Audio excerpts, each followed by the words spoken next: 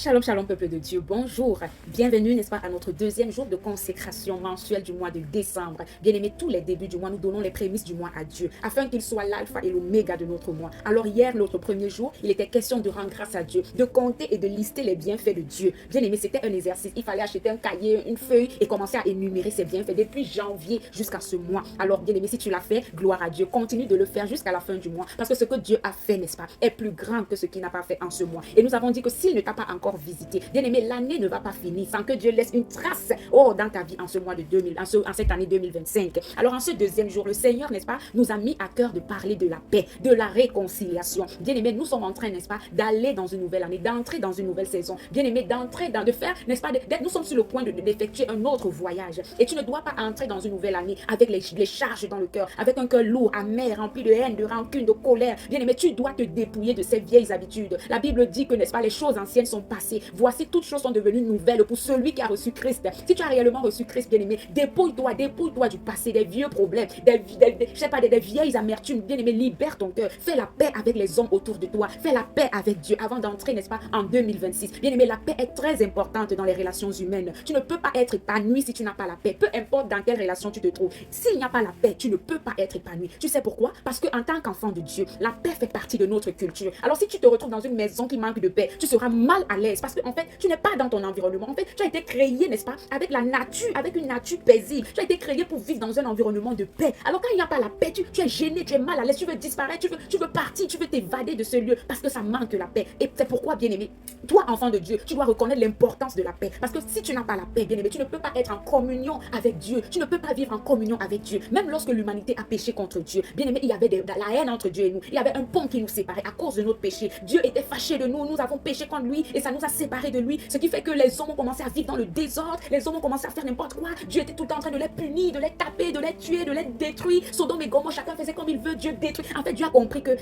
ça va pas toujours se passer comme ça. Il va pas passer le temps à détruire, à détruire, à détruire. Il faudrait qu'il trouve un champ d'entente. Il faudrait qu'il trouve un moyen de se réconcilier avec les hommes. C'est pourquoi Dieu, le Tout-Puissant, le Souverain, a vu l'importance de la réconciliation. Et Jésus-Christ, n'est-ce pas, ce pont qui est venu nous faire passer dans la demeure de Dieu, il est venu pour nous réconcilier avec Dieu. Alors, bien-aimés, Dieu voulait nous donner une leçon de vie. Aussi longtemps que nous vivons ensemble avec les autres, nous devons être en paix avec eux. Parce que s'il n'y a pas la paix, il y aura tout le temps les guerres, les luttes, les bagarres, les gens vont s'entretuer, les destructions. Il n'y a pas évolution dans une maison qui n'a pas de paix. Il n'y a pas développement dans une maison qui n'a pas de paix. Il n'y a pas élévation, réussite dans un foyer qui n'a pas de paix. C'est pourquoi Dieu détruisait le monde tout le temps. Et il a vu qu'il ne fait que détruire, il reconstruit, il détruit, il reconstruit. En fait, tu tournes en rond dans un environnement où il n'y a pas de paix. Dès que tu évolues, la colère vient encore renverser. Dès que tu construis, la colère, les amertumes viennent encore détruire. Tu n'évolues pas quand il n'y a pas la paix. C'est pourquoi, bien aimé, ce matin, nous devons rechercher la paix. La paix et la paix. La Bible nous dit quoi dans 1 Corinthiens chapitre 14, verset 33. La Bible dit, car Dieu n'est pas un Dieu de désordre, mais de paix, comme dans toutes les églises des saints. Bien aimé, Dieu n'est pas un Dieu de désordre. Dieu ne peut pas régner. Il ne peut pas vivre dans un environnement où il n'y a pas la paix. La paix égale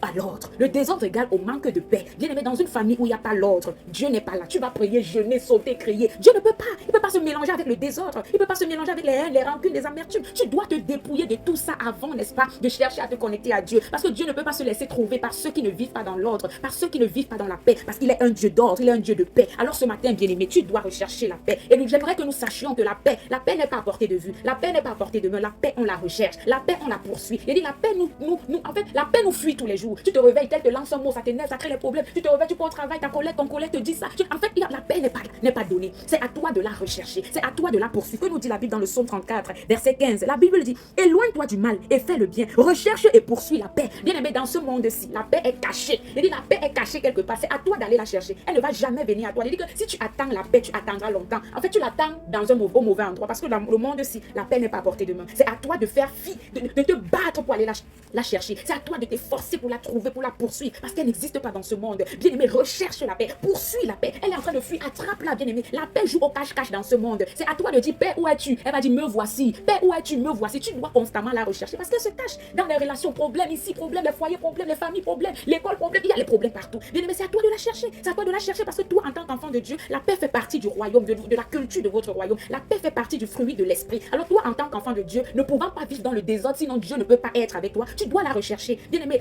parce que tu veux vivre une relation saine avec Dieu, tu dois rechercher la paix. La paix, ce n'est pas oh, je veux avoir raison. Non, non, non. Ne cherche pas la paix parce que tu veux avoir raison, l'autre a tort. Ta relation avec Dieu, ta communion avec Dieu est plus important qu'avoir raison ou tort dans un problème. Bien aimé, toi, recherche la paix. Que tu aies tort ou pas, va rechercher la paix. Poursuis la paix afin de vivre une parfaite communion avec Dieu. Alléluia, bien aimé. La Bible nous dit quoi dans Éphésiens chapitre 4, verset 3? La Bible te dit de t'efforcer à conserver l'unité de l'esprit par le lien de la paix. Bien aimé, pour conserver une relation saine avec le Saint-Esprit, pour conserver la communion avec l'Esprit, tu dois être dans la paix. C'est la paix en fait. Bien aimé, s'il n'y a pas la paix, tu ne peux rien faire. Même les choses de Dieu, tu ne peux rien faire. La paix, la paix, la paix. La paix, c'est ce qui prouve que le Saint-Esprit habite en toi. Quand tu es rempli de paix, ça veut dire que le Saint-Esprit habite en toi. Quand tu aimes la paix, ça veut dire que tu es rempli du Saint-Esprit. Parce que le Saint-Esprit ne peut pas habiter dans une maison qui n'a pas de paix. Il ne peut pas habiter dans un cœur rempli d'amertume. Bien aimé, il va s'étouffer.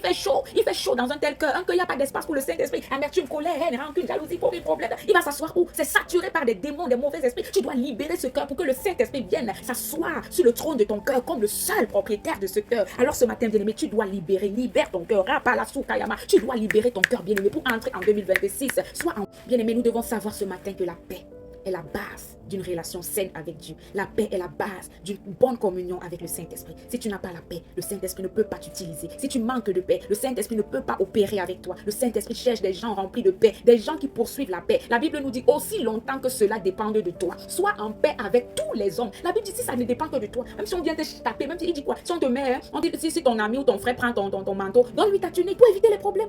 Pour éviter les problèmes. Si on te gifle sur la joue gauche, on est en train d'attendre que tu ripostes, tu donnes des coups de poing. Bien aimé, pour garder la paix, toi donne l'autre joue droite. Si tu tapes encore, porte ton sac part pour éviter les problèmes. Parce que tu sais que tu as besoin de paix pour être bien avec Dieu. Tu as besoin de paix pour que tes requêtes même devant le Seigneur soient exaucées. Tu as besoin de paix pour que ton offrande soit agréée. Tu as besoin de paix pour que ton adoration, ta louange, ta prière soit agréée comme un parfum de bonne odeur. C'est pourquoi la Bible nous dit dans Matthieu chapitre 5 verset 23 à 24, si donc tu présentes ton offrande à l'autel et que là tu te souviens que ton frère a quelque chose contre toi, laisse là ton offrande devant l'autel et va d'abord te réconcilier avec ton frère, puis viens présenter ton offrande. Bien aimé, si tu veux prier et que tu te rappelles que tu as un problème, va d'abord résoudre. Sinon la prière là sera une abomination devant Dieu. Si tu as une requête à faire à Dieu et que tu te rappelles que tu as un problème, va d'abord arranger ce problème avec ton frère avant de faire part de ta requête à Dieu. Sinon elle ne sera pas exaucée. Bien aimé, beaucoup de prières ne sont pas exaucées aujourd'hui parce que le cœur est plein de rancune. Tu as des problèmes à gauche, des problèmes à droite, mais qu'est-ce que tu veux que Dieu fasse? Il ne peut rien faire. Libère ton cœur, libère ce cœur parce que c'est dans ce cœur qu'il déverse ses faveurs, qu'il déverse ses grâces, qu'il déverse ses bénédictions. Si ce cœur est saturé, mais les bénédictions vont tomber où? Vont tomber où? C'est pourquoi, bien aimé, nous devons libérer nos cœurs. Bien aimé, nous voyons les enfants d'Israël quand ils étaient agités dans le désordre. Le Seigneur ne pouvait plus agir. Il fallait que Moïse, n'est-ce pas, soit ce médiateur entre Dieu et les hommes, que Moïse aille plaider devant Dieu pour les enfants d'Israël, afin que Dieu pardonne, afin que Dieu se réconcilie avec lui. Parce qu'il sait que dans le désordre, Dieu ne pouvait plus opérer des miracles. Il sait que dans le désordre, Dieu ne pouvait plus accomplir sa promesse. Bien aimé, c'est toi qui bloques Dieu. Tu bloques tes bénédictions d'arriver dans ta vie parce que ton cœur est rempli d'amertume. Fais la paix aujourd'hui, fais la paix avec tout le monde. Recherche la paix, poursuis la paix. Elle est cachée quelque part, va la chercher, bien aimé. La paix est importante pour ta relation avec Dieu. Tu ne peux pas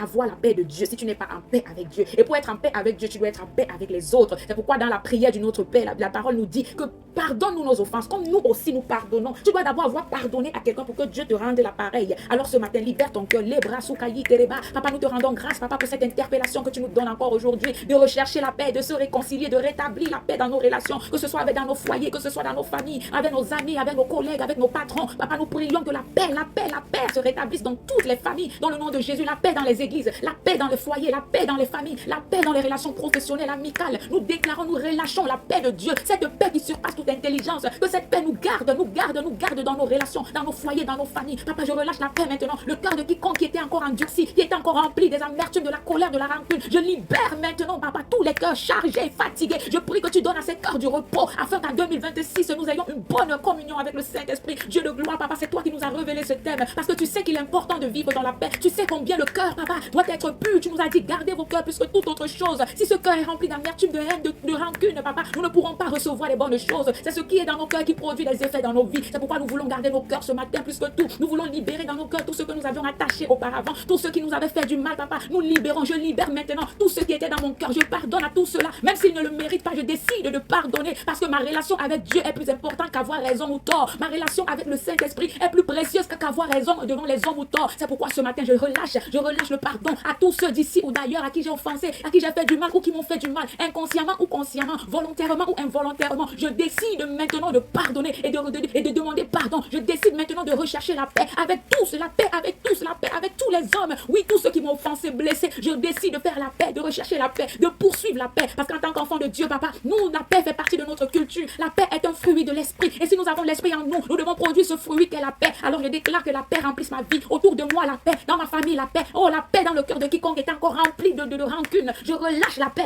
de Dieu. Pas n'importe quelle paix. Pas la paix que le monde donne. La paix qui vient d'en haut. La paix qui vient du trône de la grâce. Et la paix de Dieu qui surpasse toute intelligence. Que cette paix nous garde, papa, pendant tout ce mois de décembre. Afin que nous entrons avec un cœur pur, avec un cœur libre, déchargé de tout fardeau, de haine, de rancune au nom de Jésus-Christ. Oui, papa, déverse ta paix, déverse ta paix. Alors, bien-aimé, relâche le pardon dans ta vie ce matin. Libère tout ce que tu avais enchaîné, emprisonné, parce que ton cœur n'est pas la prison.